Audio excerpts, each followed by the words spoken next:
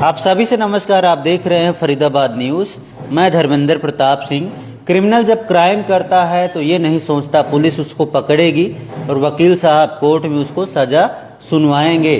फरीदाबाद की डबुआ कॉलोनी में एक दुष्कर्म का मामला सामने आया था, जिसमें आरोपी ने खुद को बचाने के लिए सभी प्रयास कर लिए, लेकिन वकील राजेश खटाना ने उसको 20 साल की सज़ा दिलवा दी। पूरे केस की जानकारी वकील साहब से लेंगे और ये भी पता करेंगे मुकदमा क्या था, आरोप क्या थे और किस तरह वकील साहब ने कोर्ट में लड़ाई लड़ी, आरोपी को 20 साल की सज़ा दिलवाई। वकील साहब नमस्कार। नमस्कार धर्मेंद्र जी, बहुत बहुत बधाई आपको। धन्यवाद धन्यवाद धन्यवाद। अच्छा, आपका क्या धन्यवाद। केस था ये बताइए। देखिए, डब्बा कॉलोनी इलाके में एक लड़की रहती थी, वहीं पड़ोस में एक लड़का रहता राजा और राहत खान। वो उससे बातचीत करने लगा, उसका नंबर ले लिया। महीने में एक आध बार उससे बातचीत होने लगी। अच्छा। तो लड़की नॉर्मली बात करते थे। उसके बाद दिनांक 31/5/2022 को उस लड़के ने उस लड़की को मिलने के लिए NIT 1-2 के चौक पे बुलाया। वो लड़की वहाँ गई, वहाँ से फोर्सेबली वो उसको टाउन पार्क ले गया। और जब लड़की शाम तक वापस नहीं आई तो उसके फादर ने सेम डे एक मिसिंग की कंप्लेंट पुलिस में दी कि मेरी बेटी ऐसे ऐसे घर से गई और अभी वापस नहीं आई है। तो वो आरोपी टाउन पार्क से उस लड़की को डरा धमका के उसके फादर को, ब्रदर को मारने की धमकी देकर और अपने साथ नोएडा ले गया और 5 दिन तक, लगभग 5 दिन तक उसको अपने साथ नोएडा में रखा और फोर्सिबली उसके साथ गलत काम किया। और उसको प्रॉमिस का वादे जो लड़की ने कहा, शोर मचाने की कोशिश की, वो रोने लगी तो उसने कहा कि ठीक है मैं तुझसे शादी कर लूँगा। उसके बाद जब पुलिस का प्रेशर पड़ा तो वहाँ के बाद उसको नोएडा से दूसरी जगह पे ले जाने लगा और रास्ते में हरियाणा पुलिस ने अपनी जो कार्रवाई उनकी चल रही थी मिसिंग की कंप्लेंट पे, उस पर कार्रवाई करते उनको रास्ते से ट्रेस कर लिया और पुलिस ने अरेस्ट कर लिया। अरेस्ट करने के बाद जब लड़की को कोर्ट में पेश किया तो उसने 164 की स्टेटमेंट में बताया कि किस तरह से फोर्सिबली मेरे साथ इसने गलत काम किया है, मुझे लेके गया। बाद में जब मैंने कहा कि आपने मेरी इज्जत का खिलवाड़ किया है तो उसने फॉल्स प्रॉमिस का मैरिज का प्रॉमिस किया। और उसके बाद लड़के को पुलिस ने अरेस्ट किया और 5/6/2022 से वो लड़का पुलिस कस्टडी में था। और बाद में चार्जशीट फाइल की तो पुलिस ने इस केस में 15 गवाह बनाए थे। सभी को एग्जामिन करने के बाद कोर्ट इस निष्कर्ष पे पहुंचा, जो मुकदमा दर्ज हुआ था वो 346, 323, 376 और 506 के तहत दर्ज हुआ था डबुआ थाने में। बाद में कोर्ट इस निष्कर्ष पे पहुंचा कि जो लड़की ने बयान दिए हैं, जो FSL की रिपोर्ट्स हैं, बाकी सारी रिपोर्ट्स हैं, लड़की की स्टेटमेंट है, उनके आधार पे दोषी को दोषी करार किया और उसके आरोपी को दोषी करार करने के बाद उसको 20 साल की सजा सुनाई इस केस में और 1.5 लाख रुपए जुर्माना किया है। फैसला कब आया था? इसमें फैसला फ्राइडे को आया है, अभी फ्राइडे को इसमें फैसला आया है। और मैं कहूँगा कि एक लंबी लड़ाई उसके परिवार ने लड़ी, क्योंकि दोषी ने उसके परिवार के ऊपर प्रेशर बनाने की कोशिश की समझौते के लिए। मोस्टली दुष्कर्म के मामलों में क्या होता है कि लोगों को प्रेशर होता है कि आप समझौता कर लो, लेकिन उसका परिवार झुका नहीं, उन्होंने मजबूती से लड़ाई लड़ी और समाज को एक संदेश भी दिया कि अगर आपके साथ कोई गलत काम होता है तो आप बिना दबे बिना झुके उस लड़ाई को लड़े, कानून आपकी मदद करेगा। अच्छा। तो आपने जो है क्या तर्क दिए, क्या फैक्ट रखे कि जज साहब ने 20 साल की सजा उसको सुना?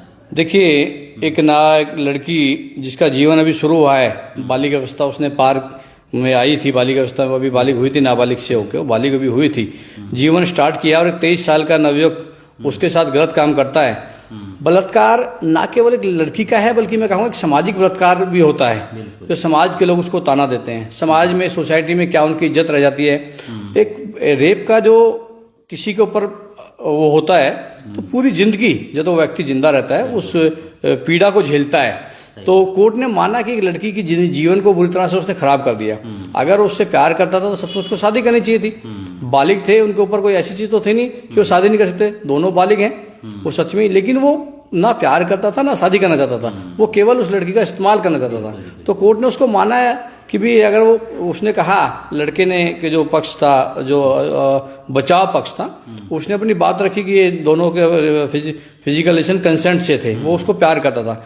लेकिन कहीं भी कोई एक सिंगल प्रूफ, मेरी जो लड़की है उसकी कोई व्हाट्सएप चैट, कोई मैसेज, कोई लव लेटर, कोई चिट्ठी, कोई भी एक चीज, कोई रिकॉर्डिंग एक सिंगल प्रूफ वो कोर्ट में नहीं दे पाए कि जिससे प्रूव हो कि लड़की और लड़के की आपस में फ्रेंडशिप थी और जो रिलेशन थे वो कंसेंट कैसे थे।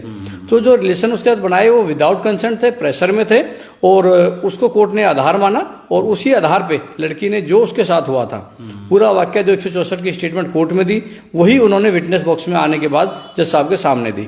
और पुलिस ने उन्हीं बयानों के आधार पर जो गवाह बनाए, सभी गवाहों ने जो बयान दिए थे वो एज इट इज बयान जो घटना हुई थी वो दिया उसी के आधार। लड़की को ले गया होगा तो लड़की भी समझ गई होगी 2-4 दिन में कि मेरे साथ धोखा इसने किया है, क्यों जी? लड़की पहले दिन ही समझ गई थी। सही बयान। हाँ, उसने वो समझ गई थी। कई केसेस में क्या होता है कि लड़कियां आने के बाद में लड़के के फेवर में बयान देती हैं, लेकिन इस केस में क्या था, उसको वो प्रेशर था और उसने प्रेशर अपनी फैमिली से मिलने के बाद पुलिस ने उसको समझाया, उससे सच्चाई पूछी, सच्चाई क्या है, क्योंकि कोर्ट में भी बयान देने से पहले शपथ दिलाते हैं, कसम दिलवाते हैं, तो लड़की ने पहले दिन जो बयान दिए थे लास्ट तक उन्हीं बयानों पर कायम रही और सच्चाई भी यही थी। बिल्कुल जी, बिल्कुल जी, बिल्कुल।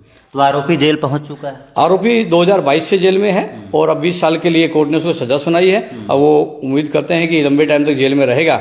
और समाज में भी एक संदेश धर्मेंद्र भाई आपके माध्यम से मैं बताना चाहता हूँ कि जो लोग महिलाओं के खिलाफ जिस तरह से आज अपराध बढ़ रहा है, मैं कहता हूं कि बहुत सारे लोग कहते हैं महिलाएं बहुत आजाद हैं, आज भी महिलाओं के खिलाफ अपराध बहुत तेजी से बढ़ रहे हैं। तो ऐसे नौजवानों को जो अपनी हवस का, अपनी गंदी नजरों का महिलाओं को शिकार बनाते हैं, उनको चेतावनी देता हूं आपके चैनल के माध्यम से, अपने आप को सुधार लें, वरना कानून आपका इलाज करना जानता है। बिल्कुल जी, कानून इलाज करेगा, पुलिस पकड़ेगी, वकील साहब सजा दिलवाएंगे और वकील साहब हमेशा लगे रहते हैं, गरीबों की भी मदद करते हैं।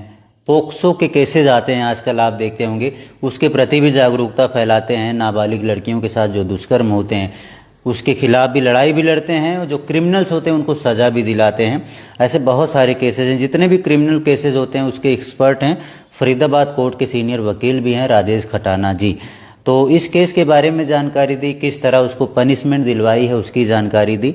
मुकदमा डबुआ थाने में दर्ज हुआ था करीब 3 साल पहले, और इस मामले में हम लोग भी अपडेट दे रहे थे, जो भी केस हुआ था जानकारी है, लेकिन ये जानकारी नहीं थी कि कोर्ट में क्या चल रहा है, क्योंकि कोर्ट में तो यही लोग लड़ाई लड़ते हैं, इनको ही अपडेट रहती है।